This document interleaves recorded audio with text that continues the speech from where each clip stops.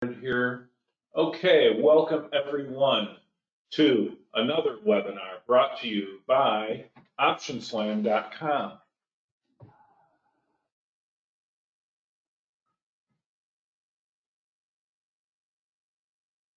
Please read and understand the CFTC rule before you risk your hard-earned money in the markets. Our disclaimer tells you that we are not licensed financial advisors. We are not registered investment advisors.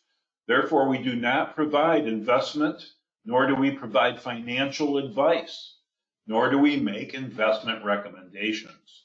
The webinars provided to you by OptionSlam.com are for educational purposes only. Please read and agree to the disclaimer. And I am Marco. This is my email address, optionslam.com@gmail.com. Please feel free to shoot me an email with your questions, your comments, your suggestions. I'm happy to hear from you, and I pretty much answer 99% of those emails personally and promptly. So please feel free to reach out to me, optionslam.com@gmail.com. Okay, so today's topic, IV versus IM. At optionslam.com, we publish implied move numbers. We don't publish IV numbers, implied volatility numbers. And the reason is because we feel that the implied move is what traders need. So let's determine that IV is very important to options traders, implied volatility. Implied move is what we use to design strategy. Who's been trading the single-winged condor that we've talked about so much lately? I've gotten quite a few emails from many of you boasting how excellent you're doing with that strategy. Several of you have sent me emails saying you haven't had a loser yet. Okay, well, that is because it is a high probability strategy. It's designed, by its very design, it's designed to be a winner approximately 90% of the time. However, the losers might be small, but the losers have the opportunity. There is a possibility that a loser could be a very large loser. But bottom line is, it's a high probability trade, designed properly and handled the way that I laid it out for you. I think it's pretty darn safe, okay? And I've been doing great with it, and I know many of you have.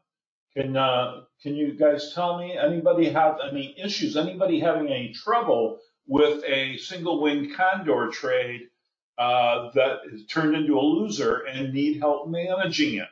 I have discussed in the previous webinars several different ways how to manage the losers, how to turn the loser into a winner, how to bring it back to profitability over time. A couple different main ways to do that. Hi, Pierre. Hi, Kevin. Anybody having any issues? Okay, well, I don't see anybody typing in the chat box. For those of you who are new here, you are able to type in the, I think it's called questions on your end, maybe. I'm not sure what it's called. On my end, it's called questions. It might be called chat box. What is it called on your end, you guys? Tell me so that I can say it right. Because my screen doesn't look the same as yours. Mine as a presenter doesn't look the same as yours as an attendee. The single wing condor is a strategy that we've been talking about the last few webinars. So refer to optionslam.com and take in the last few webinars. You'll see that we've been highlighting that strategy for a while now. Here it's called the single. Go to Webinar Control Panel. It says questions. Yes, that's where you can type in questions and comments to me right here live. Very good. Yeah. Okay, so at optionslam.com, let's go there a quick minute. You go to the website, you go to the resources tab, okay, and under the resources tab is OptionSlam webinars. And then if you're not a if you're not a paid member, in other words, if you're not an insider member, you don't have access to all the historical webinars. Insiders do have access to all the historical archived webinars. But if you're not a paid member, you can shoot me an email and request links to a few webinars. I'd be glad to share them with you. So if you're not already a member, just shoot me an email and request a few specific webinars that you'd like to have access to, and I'll be glad to share those with you. Okay. Back to our PowerPoint. In some ways, you may consider today's discussion to be advanced. You know, implied volatility, implied move. We're going to talk about intrinsic value, extrinsic value, all of this terminology that is specific to options trading. So, you know, newer traders might feel like this is over their head or advanced. However, I'd like to suggest to you it is really, today's discussion is really a discussion of options theory, and it is more so a back to the basics type of a conversation. So don't be intimidated. First, let's define both terms. Implied volatility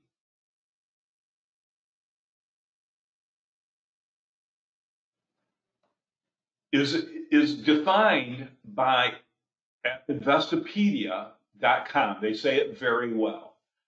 Here is the link to the article where some of the next slides come from. And I don't know if this link is clickable for you guys. You can either click it or you can take a screenshot of it and put it in your browser. It's a good article, and I would encourage you to read it. I'm not posting the entire the article in its entirety here, but I did take some excerpts from it that we're going to go through here quickly. There is much more discussion in this article than the following slides offer. So please refer to the article as it is well worth your time. Here are the highlights for our purposes today. Option pricing basics. I'm just going to go ahead and read this slide. Option premiums are manufactured from two main ingredients, intrinsic value and time value, also called extrinsic value. Intrinsic value is an option's inherent value. If you own a $50 call option, the $50 strike, if you own that $50 call option on a stock that is currently trading at $60, this means that your option has $10 of intrinsic value. It means that you can buy the stock at $50 because you have the call option that gives you the right to buy that stock at $50. And then you can immediately sell it in the market for $60 because that's what the stock is trading for right now. The intrinsic value of this option is $10. The $60 that the stock is currently trading for minus the $50 strike price is $10. So that is $10 of intrinsic value in that option. That $50 option has $10 of intrinsic value while the stock is trading at $60. The only factor that influences an option's intrinsic value is the underlying stock's price versus the option strike price. No other factor can influence an option's intrinsic value. Using the same example, let's say this option is priced at $14 though. Notice it's not priced at $10. It's not priced at just its intrinsic value. There's an extra $4 there, isn't there? This means the option premium is priced at $4 more than its intrinsic value. This is where time value comes into play. The $4 is extrinsic value, also known as time value. Very important statement here. Time value is the additional premium that is priced into an option, which represents the amount of time left until expiration. All options expire. They have an expiration date. Time value is the additional premium that is priced into an option, which represents the amount of time left until expiration. The price of time is influenced by various factors, such as the time until expiration, stock price, strike price, and interest rates. One other thing, implied volatility. None of these things, time until expiration, stock price, strike price, and interest rates, none of these is as significant as implied volatility. Implied volatility represents the expected volatility of a stock over the life of the option. As expectations change, option premiums react appropriately. Implied volatility is directly influenced by the supply and demand of the underlying options and by the market's expectation of the share price's direction. As expectations rise or as the demand for an option increases, implied volatility will rise. Options that have high levels of implied volatility will result in high-priced option premiums. Being earnings traders, we're well aware of how implied volatility affects options premium, especially around the earnings event, because implied volatility is increasing as time approaches and gets closer and closer to the stock having its earnings event. Conversely, as the market's expectations decrease or demand for an option diminishes, implied volatility will decrease. This is what we call IV crush, right? Options containing lower levels of implied volatility will result in cheaper option prices.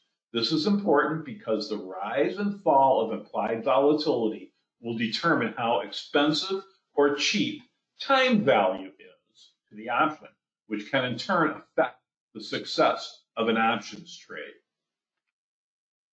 Just going to get through one more slide here, and then we'll go look at Thinkorswim options chain and bring this all together. For example, if you own options, when implied volatility increases, the price of these options climbs higher. Each listed option has a unique sensitivity to implied volatility changes. For example, short-dated options will be less sensitive to implied volatility. Long-dated options will be more sensitive. This is based on the fact that long-dated options have more time value priced into them, while short-dated options have less time value. So obviously there's less time for that price of that underlying stock to move. There's less potential for volatility. Therefore, IV is lower. Each strike price will also respond differently to implied volatility changes. Options with strike prices that are near the money are most sensitive to implied volatility changes, while options that are further in the money or out of the money will be less sensitive to implied volatility changes. Let's bring that back to that discussion about that stock that's trading at $60 and you own the $50 call option. that $50 call option would be considered a in the money option. It's $10 in the money. Someone else might own the $70 option, call option. That would be an out of the money option. In the money and out of the money options are less sensitive to implied volatility changes. The most sensitive would be the at the money options. This all is going to come back into the conversation when we talk about implied move too, okay? So right now we're talking about implied volatility. Finally, last but not least, Vega, an option Greek, can determine an option's sensitivity to implied volatility changes. Whoops, I need to go back a slide.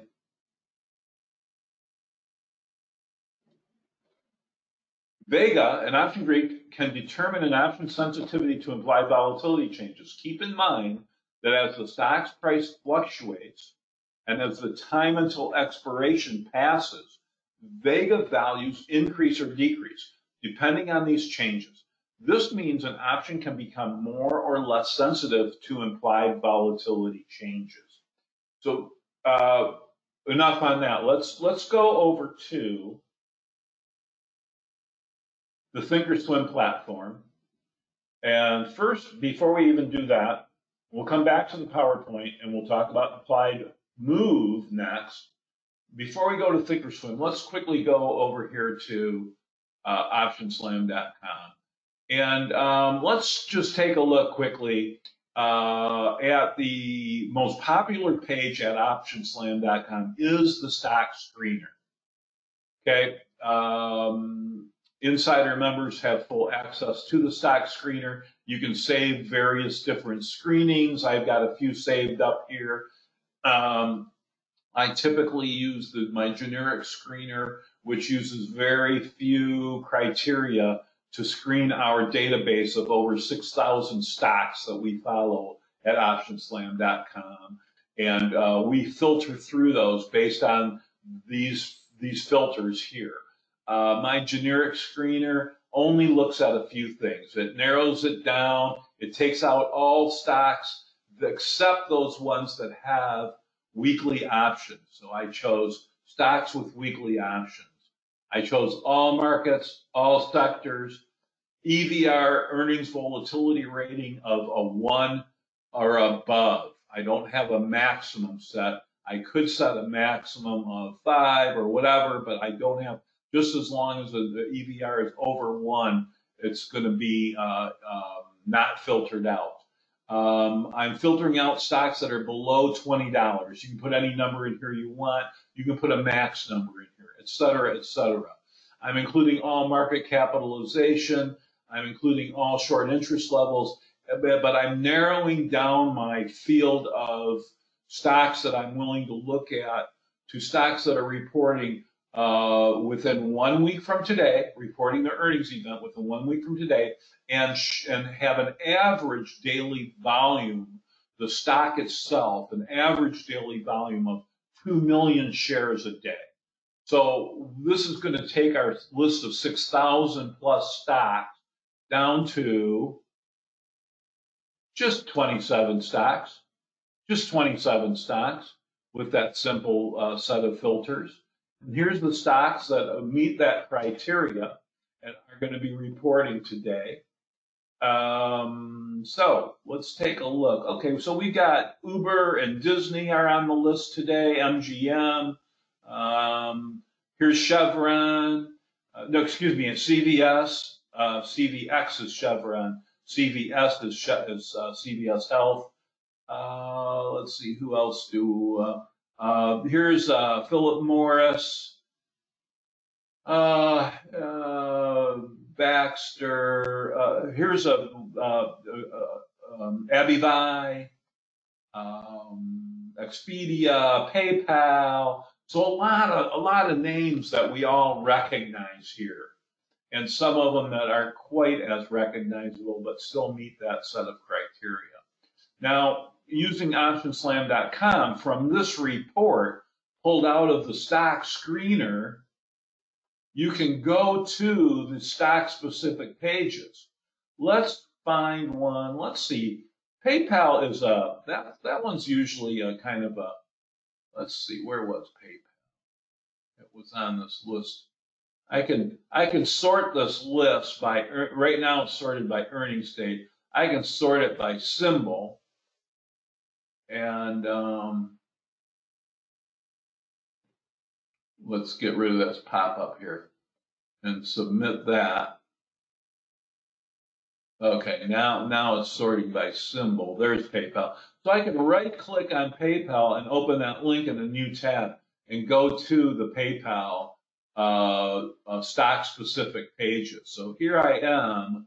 So here's my report over here, and here I am. I opened that PayPal up, and now the black bar turns into multiple different pages that are all specific to this stock, PayPal. All right. Now PayPal has an EVR of 4.0. That's like at the high limit of normal or the low limit of high EVR. I consider stocks that have an EVR, earnings volatility rating. Now, what is EVR? Well, that's our own metric that we designed and created right here at OptionsSlam.com. We rate all our stocks with an EVR, and how volatile is my stock at and around its earnings event, or more specifically to how volatile is my stock to its earnings event. And 4 is I would consider that a high EVR. Most EVRs are between 1 and 3. You get over 3.5 or 4, you're getting into some of the more high flyers. And what do I mean by that? Well, we scroll on down past the price chart to this table, and you can see that the price movement within one trading day of the earnings event, here's the earnings dates over here in this column. The price movement within one trading day of the earnings event can be modest, only 2%, with a max move that day of actually down 7%, but it came back by the end of the day to be only down 1.78%. But it can also be much more. It can be 9, with a max move of 13, almost 14%. Here's a max move of 26%. That's one day, folks. That's inside of one day the stock moved down 26%. If you own that stock and it went down in one day 26%, you would be a little bit concerned about that, wouldn't you? These are some big moves, and that's what has earned PayPal an EVR of a 4, is that because sometimes it can move big. Big movers get big EVRs, okay? So that's what that's about. And but then what we have here are some other pages that you can go to that are all specific to the stock. And then this is where we're going to get into talking pretty soon. We're going to talk about, well, again, today's topic is implied volatility versus implied move. You see, we publish implied move data at OptionsSlam.com. Implied move weekly, implied move monthly. And we'll come back to that momentarily. Now, let's jump over to Thinkorswim. This is the trading platform that I really love. I've been using it for over 20 years. And it's probably, if not the most sophisticated, one of the most sophisticated trading platforms available on the market today. It has a huge availability of tools and customize. I'm going to make up a word here. Customizability. All right, customizability let's see. Let's go over to, you simply here at Thinkorswim, we're going to type in the call letters, the symbol PYPL. And I've got it right now on charts. So here's a price chart, a daily price chart of the stock. You can see it appears to be in a downtrend, as many stocks are now in this current bear market that we are currently trying to navigate and survive. But let's go over to, I like to use the Analyze tab. It's the same as the Trade tab, except that it gives me some more other options. If I use the Analyze tab and I use Add Simulated Trades, this is going to be exactly the same as the Trade tab. It gives me the options chains. So quickly, here are the different expiration cycles. Here's options that expire on February 10th. That's this Friday. Here's options that expire next Friday, February 17th. That is in white because it's the third Friday of the month. The third Friday of the month is what's considered regular monthly options. So you can see, here's the third Friday of March in white, regular monthly options. And then between now and April, we have these yellow ones highlighted, which are weekly options. Beyond the March regular monthlies, we only have one weekly option. Then these will be added each week as this one expires this Friday. A new weekly will be added here to take its place out there, which would be March 31st, right? Yeah, March 31st will be the next one added. This Thursday is when they add the next chain, the next weekly, okay? So that's another little. So now over here is a number that represents one metric of implied volatility. Now, let me open up an options chain. Remember, PayPal has earnings when? February 9th, this Thursday after the market closes, okay? And it has an implied move of 9%, okay? Based on the weekly options. It has an implied volatility of 118.84%, those same options that expire this Friday. Implied volatility here. This is one metric of implied volatility that is represented at Thinkorswim trading platform, as well as, regardless of who your broker is, they're all going to have a few different ways to evaluate and determine what the implied volatility of an option is. Now, I've got another slide that is specific about this, but let me just open this up and then we'll get back to this PowerPoint slides. I'm going to open up this options chain and we'll see inside of here all of these strike prices. Okay? The stock is currently trading at $82. See that? $81.91. So the $82 strike is the at the money strike. Okay, that's the at the money strike. These strikes on the call side are in the money. These strikes on the call side are out of the money. We're not going to get into the difference between puts and calls and all of that right now. But enough said about that. But let me just go, and here's that Vega factor. So delta, gamma, theta, Vega. Let's add one more thing here. Let's go to this layout and let's customize this layout and let's add implied volatility, okay? I'm adding implied volatility to be one of the things displayed because what I want to show you is that each option, whether it's a call or a put, whether it's in the money or out of the money or at the money, each option has its own implied volatility. Okay? Well, wait a minute, Marco. You said that the implied volatility of these options is 118.91.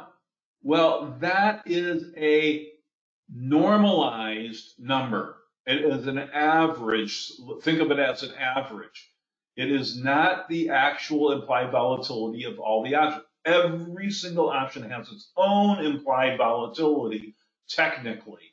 But for simplification purposes and for conversational purposes, for analyzing and designing trade purposes, Thinkorswim offers us this formula that says, hey, all options that expire on February 10th have an implied volatility of approximately 119%. Okay? All right. So let's go back to our PowerPoint slide, and let's go to the next slide where I talk about this exact phenomenon here. And there's actually more to it than what I've already showed you. So stick with me. Thinkorswim, TOS for short. All IV is not calculated the same. TOS calculates IV a few different ways. I just showed you two. There's another one, at least one more that I'm going to show you. First, each option has its own IV. I just showed you that in an options chain. Every option has its own implied volatility. This is a mathematical formula and is part of the Black-Scholes model or the Bjorkson-Stensland model. These are option premium models. These are the formulas that go to determining how much an option costs. It's a mathematical formula, and it's based on just a few specific items, primarily off the top of my head, stock price, expiration date, strike price, days to expiration, implied volatility, very important, implied volatility, interest rates. The current interest rate is a factor. It's a minor factor, but there is some interest built into option pricing. Interest rates, we don't talk about that very much because it's a minor part of option premium. Although with interest rates rising lately, it's starting to become somewhat more of a factor, but still very minor compared to the other factors that I just mentioned. Okay, hopefully I didn't miss anything. This is true implied volatility. That is the implied volatility of options inside the options chain, where every option, every put, every call has its own implied volatility. This is true implied volatility. But for simplification, analyzing, and for trading purposes, there are some formulas applied to average or otherwise normalize implied volatility.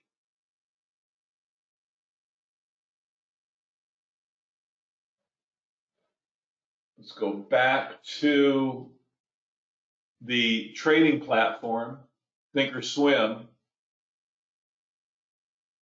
And if you don't have Thinkorswim, in some countries you can't get Thinkorswim, okay? I know that some of you are from countries where Thinkorswim is not available.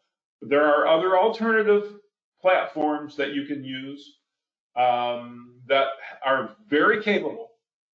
But for those of you who live in a country where Thinkorswim is available, you can download it for free and use it, and then it will come with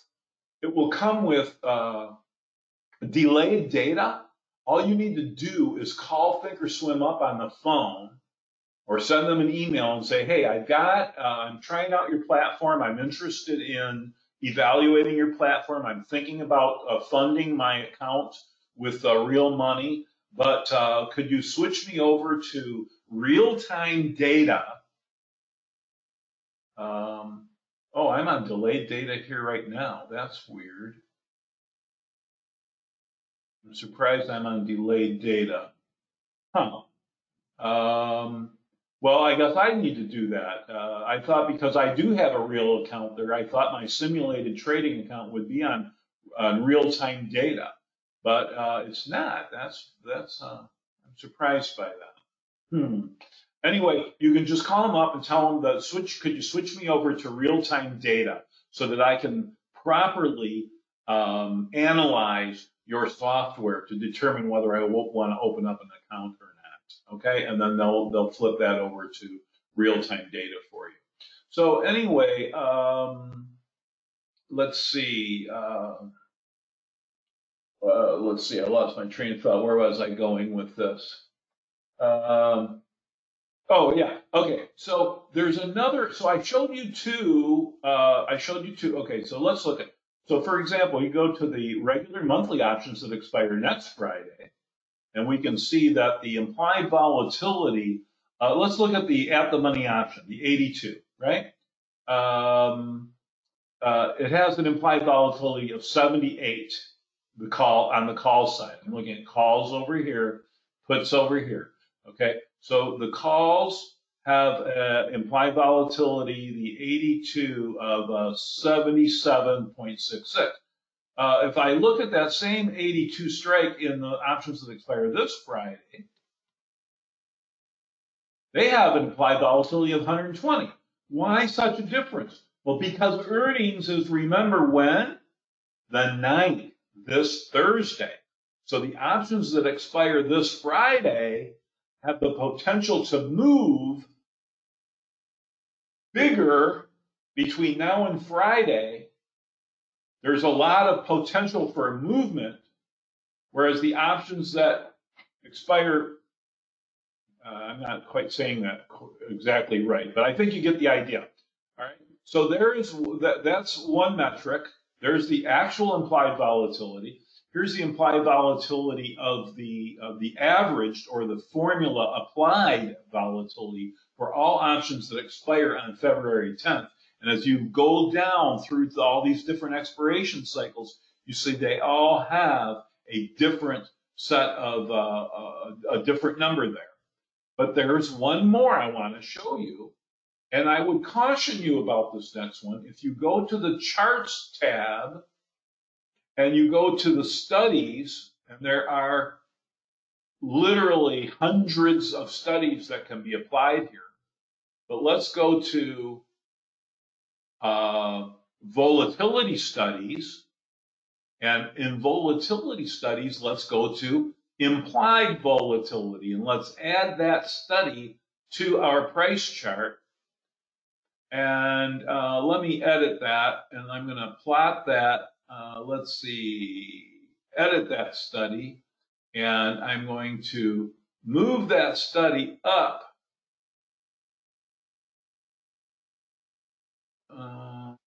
Let's see, implied volatility, move it up there. There we go. I moved the study up to overlay on top of the price, okay, so that it was more prominent and easier to see. So now this is another, this is still implied volatility, this blue line.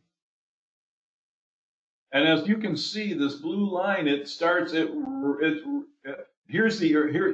little bubbles are the earnings date. So here's an earnings date. And as you can see, as we approach the earnings date, implied volatility rises. When we hit that earnings date, implied volatility has a sharp drop off. This is what we refer to sometimes as implied volatility crush. Once the news is out, here it is again, implied volatility rises. and then it falls. But notice that it isn't perfect here, exactly timed with the earnings event. That's because this formula for implied volatility is different, completely different than the formula that is used to derive to these numbers. These numbers, let me explain the difference. These numbers are specific to the options that expire on these specific dates. So this 119 refers and is calculated by looking at only these options that expire on February 10th. And here they are. Here's all the different strikes, all the way up to 115. You see, I've got all strikes indicated here, all the way down to 40. From the 40 all the way up to the 115 are all the different strike prices. Stock currently trading at about $82 at the money strike, $82. Implied volatility for the options that expire on the third Friday of February. Take into consideration only those options that expire on the third Friday of February. However, when I go to this chart and I apply this implied volatility study, it is different. This is looking, and it's a completely different formula. It's still implied volatility, but it's looking at multiple different expiration dates. And it's normalizing implied volatility across several different expiration dates. It's not nearly as specific as the implied volatility calculation that has to do with a specific expiration date. All right, so there, I just showed you 3 different calculations, all inside the Thinkorswim platform. Not to confuse you, but to clarify. This particular set of implied volatility data here is probably, in my opinion, less valuable to us as options traders than the numbers supplied here in the options chain, where I'm looking at a specific option and I might be buying or selling options that expire on a specific date. I'm more interested in this. All right, let's move back now to our PowerPoint presentation. Okay.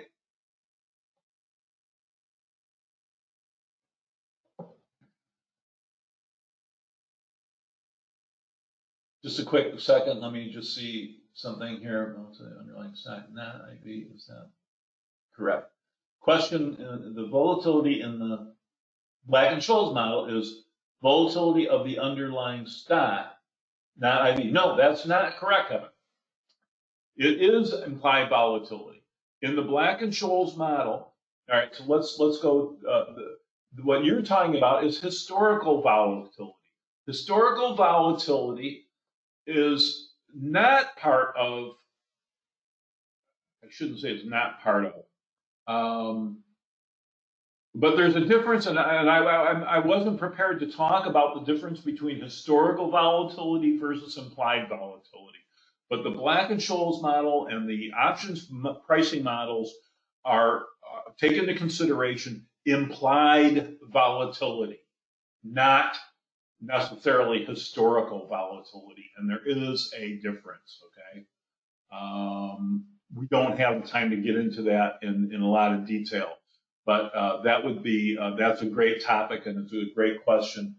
Just don't have time to get into the details of that. Whoops, I forgot to unplug my phone here. Let me do that right now. Okay. Sorry about that interruption. And I forgot to unplug my other phone too, so let me do that. So that one doesn't start ringing here. Okay, we should be good with that now. Okay. All right. Apologies for the interruption. Implied moves now. Okay, let's talk about implied moves. So we really dug in deep there on implied volatility, didn't we? Any questions on implied volatility? Share the trading platform website. Well, the trading platform is the trading platform is Thinkorswim, and it's actually provided by TD Ameritrade. Okay, so TD Ameritrade is where you would go to get the Thinkorswim trading platform. Okay. Or the Thinkorswim software is available through TD Ameritrade. All right. Did they just get? No, I'm not sure. I thought, did they get bought out by somebody? Is there something going on there? I'm not sure. Seems to me like I just read or heard about something like that. But anyway, let's move on. Okay, implied move, sometimes called expected move. Now, people get confused about implied volatility versus implied move. And there is some similarities and there are some differences. And it's not complicated, okay? So stick with me. This discussion on implied move is not going to be nearly as lengthy as the discussion we just had on implied volatility. Implied move is the metric that we use at OptionSlam.com. Again, at OptionSlam.com, we have the stock-specific pages. Refresh your memory. We were at the stock screener. Let's get rid of these pop-ups here a quick minute. We're at the stock screener. We pulled up a screen. We screened our 6,000 stocks, and we found out who's going to have earnings here within the next week that meet a certain minimum set of criteria. And then we pulled a stock out of there by right-clicking on it, and we opened up a new page that gave us all of these. The black bar now turns into all of the different pages that are specific to this stock, PayPal. And we have two pages that are specific to implied move. We have implied move weekly, and we have implied move monthly. What's the difference? Implied move weekly looks at the stocks that expire immediately after the earnings event. In this example, the earnings event is on February 9th. So the implied move weekly looks at these options that expire on the 10th, immediately following the earnings event after the close on the 9th. The implied move monthly looks at the regular monthly options the third Friday of the month immediately following the earnings event. So the first set of regular monthly options following the earnings event is February 17th, and that would be the implied move monthly. So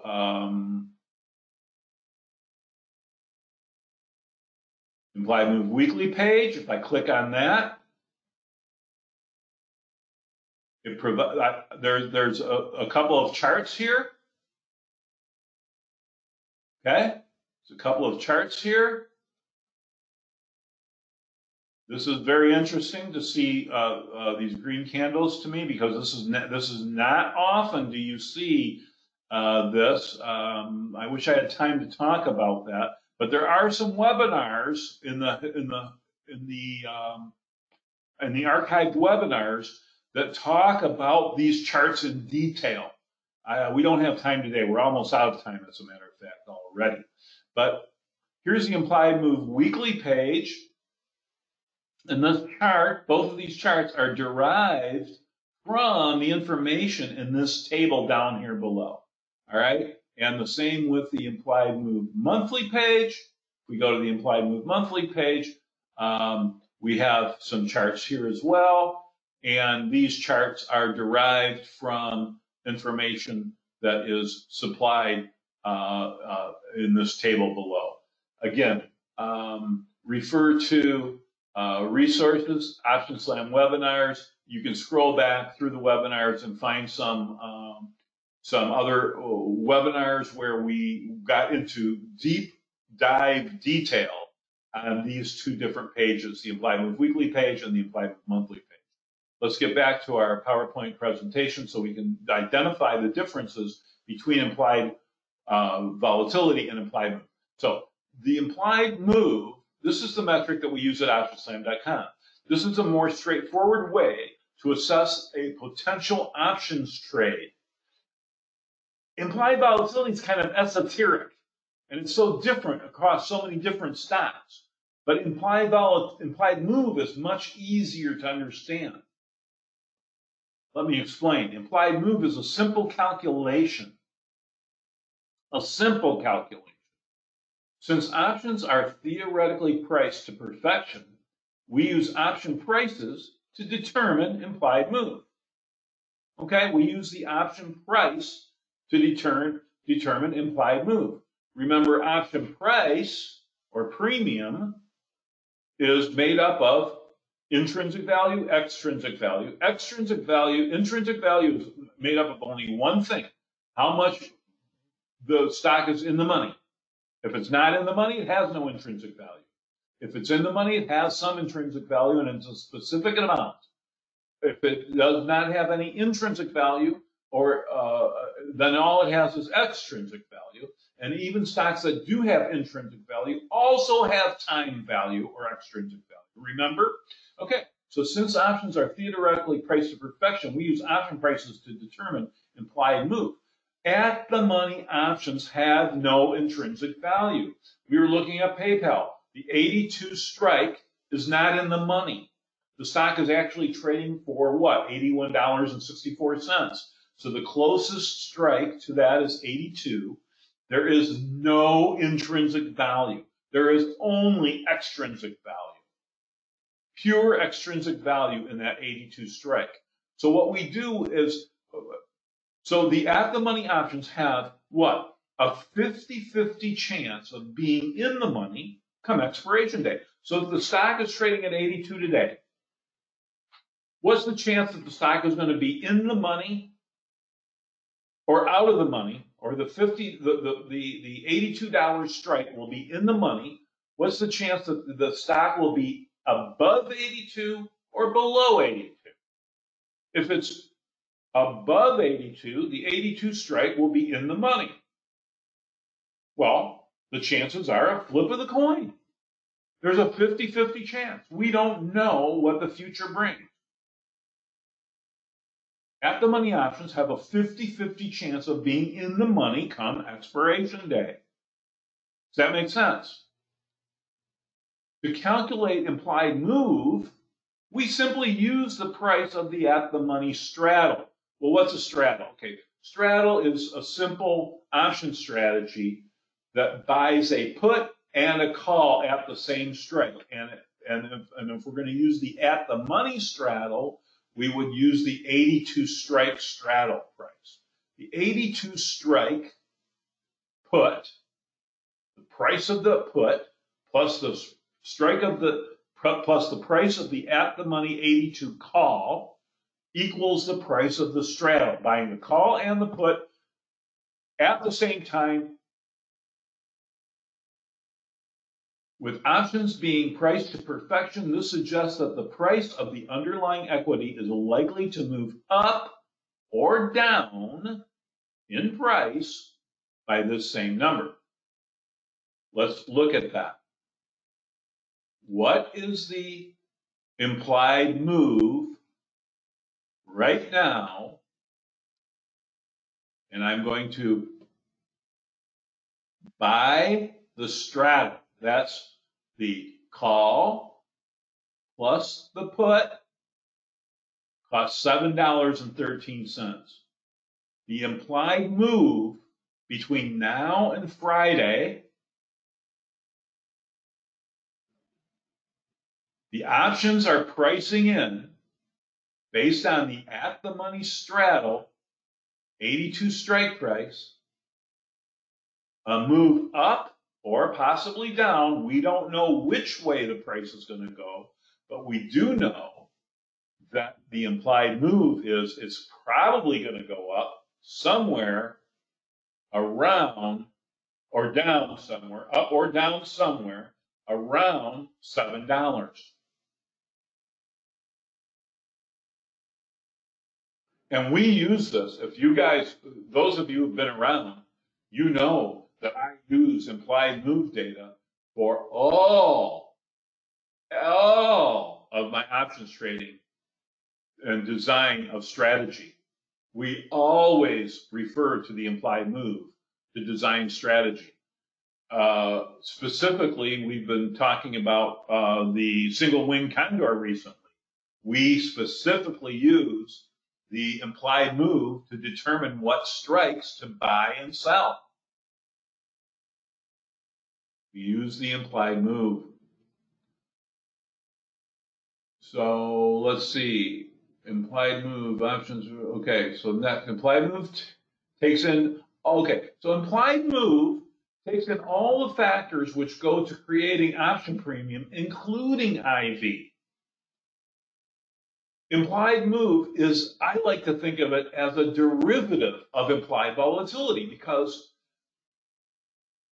we're taking the options price and using it to predict how far price can move. Option price was created heavily using the at-the-money options because they have no intrinsic value, only extrinsic value, heavily based on implied volatility. That's why I often say sometimes that implied move is a surrogate or a derivative of implied volatility. But implied move also considers the other factors that go to creating extrinsic value. Because remember, there are some other things. It's not just implied volatility that goes to creating extrinsic premium.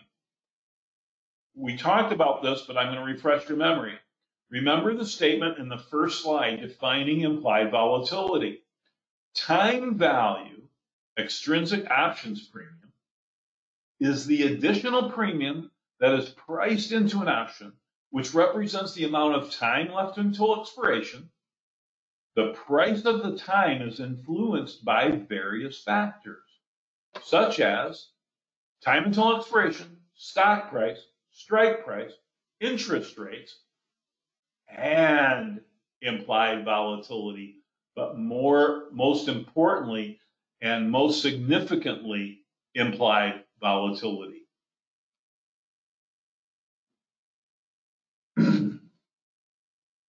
Okay, let's look at a live example. Well, we've been looking at PayPal. And if we were going to apply, someone asked, well, what is the single wing condor that you're talking about? Well, the single wing condor is a strategy that we've been talking about, and we've been doing very well with it, extremely well with it. And what we do is we use the implied move number. So we can calculate it by looking at the money straddle, or we can just go to optionslam.com and we can find out that the implied move to this coming Friday is 9%. The implied move to next Friday is 10.5%, 10.45%, okay? So if we were going to be looking at options that expire, I'm going to go out to next Friday. I'm going to go out to next Friday just for the heck of it, use the regular monthlies. And what did I say it was? 9%? Let's use the implied, no, it was 10%, okay? Let's check that.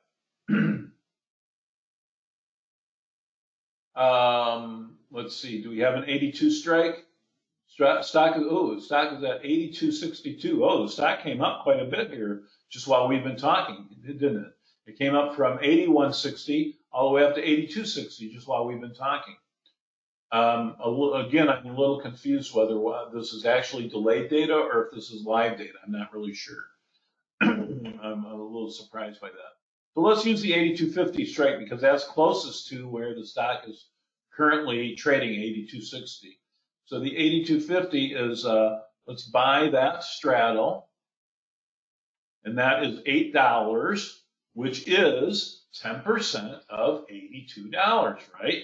$8.40 is probably exactly 10.45% of $82.66, just like Option Slam said it would be. Okay, 10.45%. So what we'll do is we'll take the implied move and we'll go $8 below where the stock is trading. That would take us down to the 76 strike. No, sorry. Let's see. Let's see. We have to 74 strike. I'm sorry, 74 strike. Okay, so we'll go down to the 74 strike. You could argue, well, Marco, you should go to the 73 strike because it's $8.40. Okay, go to the 73 strike. It doesn't matter. I'm going to choose the 74 strike. And here is the, this is not a strategy that I'm going to trade. This straddle was only to determine what the implied move was. So I don't need that information anymore. I already know it's about $8. So I'm going to go down to the 74 strike and I'm going to show you the bullish case of a single wing condor. If you think PayPal, if you want the single wing condor, the reason it has such a high probability of winning is because it can only lose if one thing happens. It can only lose if price goes down and it goes down substantially below $74. If price stays above $74 between now and Friday, or next Friday in this case, because I'm looking at the options that expire next Friday. Okay, if price goes down even all the way to $74, I'm not going to lose money. In fact, I won't even lose money if it goes down to 73. But anyway, if it goes up, I won't lose money. Okay, so that's why this particular strategy has such a high win rate. So here, let's design the single wing condor. The first thing we do is sell a put. You see that populates down here, selling that put. And then let's go the implied move above the 82. That would be the 90 or 91. Okay. And let's also sell that call, but to protect ourselves on the upside, let's see, we're going to get dollar. Don't think we can go to the 92. Let's go to the 91. To protect ourselves on the upside so that we cannot lose money, we will buy the 91 call. Okay, so that's what we're gonna, that is the strategy, that is the single winged condor.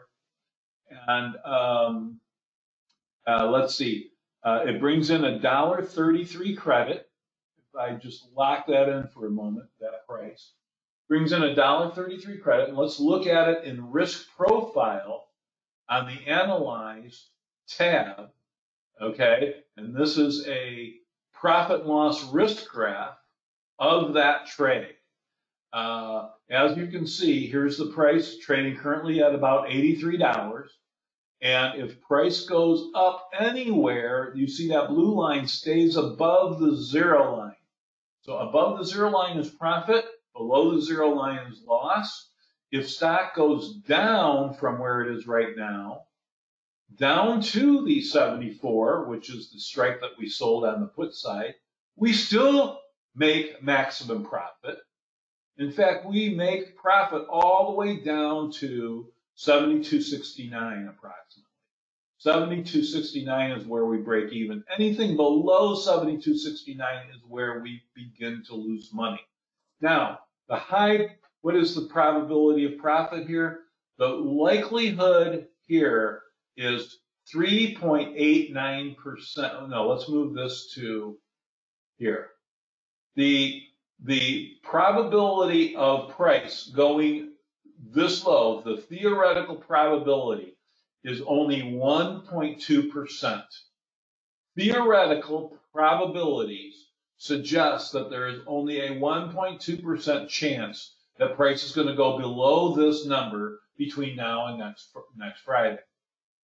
That's why this trade has such a high probability. Now, be prepared, because earnings trumps everything, and price can easily move down. As we saw, PayPal can be a mover. Let's not forget what we learned at OptionsLand.com at the PayPal specific pages. Let's go to one more specific page. Well, we learned on the earnings history page that PayPal can move more than 10%. It can move down 26% in one day. It can move down 10%, which is what it's priced to do this time. But what does it usually do? It usually moves down only 2%, up 9%, up 11%. Whoops, there would have been a loser with the single-winged iron condor, right? With the single-winged condor, a move below 10.5% plus the premium collected would be a losing trade. So there's a loser. There's one that makes max profit. All of these would have been a winner except this one with that strategy. So do you see why you would have, if you would have applied this strategy to all of these earnings events, you would have made money on every one except this one, and this one would have been a substantial loser, yes. But as I mentioned earlier, if you go to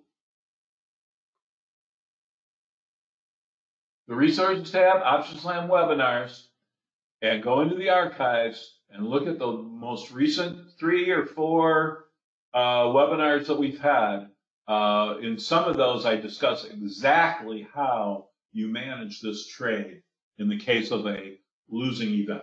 Okay, well, let's see. We're over time here. We've gone past our normal time limit of 1 hour, so we're going to have to wrap this up. Thanks, everybody, for being here. Again, remember, my email address is optionslam.com@gmail.com. Please feel free to reach out to me with your comments, questions, and suggestions. And we'll look forward to seeing you again in the next webinar. Goodbye for now, and good trading.